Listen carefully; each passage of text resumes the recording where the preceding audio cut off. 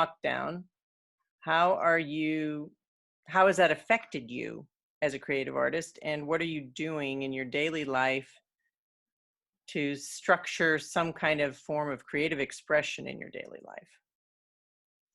So at the moment, I'm starting on my reel. I've been actively like putting things together, but I've been in like a sticky like creative block in a sense of like the transition from one shot to another due to the fact that like the videos are too drastic and it's not living up to my taste. I know it's supposed to be a reel to show like the past projects that I've worked on, but for some reason it's just I can't stop thinking about the aesthetic and it's just been bothering me. So I'm just taking a break from the reel to focus on my other hobbies, which I've been doing a lot more paintings lately. I've actively like every time I paint, I would just post my paintings onto TikToks because I was just really bored. I just let the whole world view it. That's one of my creative outlooks. I've been experimenting on like different angles using my phone and all of that such. I've been practicing also on mixing colors together as a result of me painting lately. Mm. Um, because of that, I want to bring it to filmmaking because I realized that this type of style I want to like improve my type of like DPing style Mhm. is mostly in a sense of like I want to achieve like Renaissance painting type of like Okay, lighting, which is like sepia tone. yes, very much like that. And I realize it's quite hard if I don't know like the skeleton of it. So I've been mostly figuring out how to do like I use lights in the bare bones, and then gradually like figuring out the type of like um equipment that I need in a sense of like just to see how I want to achieve the type of DP style. Right. Or I've also been using those coloring, like color theories, in a sense of like music videos. Um, After working on the music video um, with Sarah that time during the summer, I realized that like I really do love the creative aspects of bright, vibrant neon colors, and I really Mhm. have been trying to like research more on that type of like DPing style. Mhm. But then sometimes I would take breaks from like researching and studying that, and I would go mostly into writing stories. So I am currently working on a prologue to a webcomic series I want to start on, like Daniela, but at the moment I'm more of like getting rid of I'm starting mostly just characters and then working on their background stories to see what is their determination and as well as what what's the reason of why the character is acting the way they do in the upcoming web comic at the So moment. what's the theme of the web comic, if there can be a theme? One of the theme is definitely family. How far can you go to protect your family? And due to like the quarantine and everything, I realized like that right now everyone's just mostly on the survival base at the moment. Mhm. We're doing whatever we can just to like, you know, get by, survive, and just like, you know, just distract yourself and just like enjoy, try to be positive.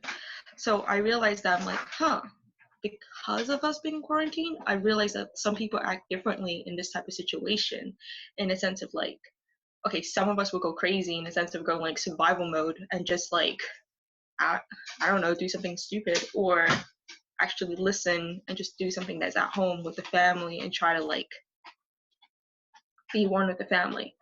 Mhm. Also, I also realized that because of this type of environment that we're in, I'm really trying to address the issue of just like, okay, how far can we go as a human society before it's like too late?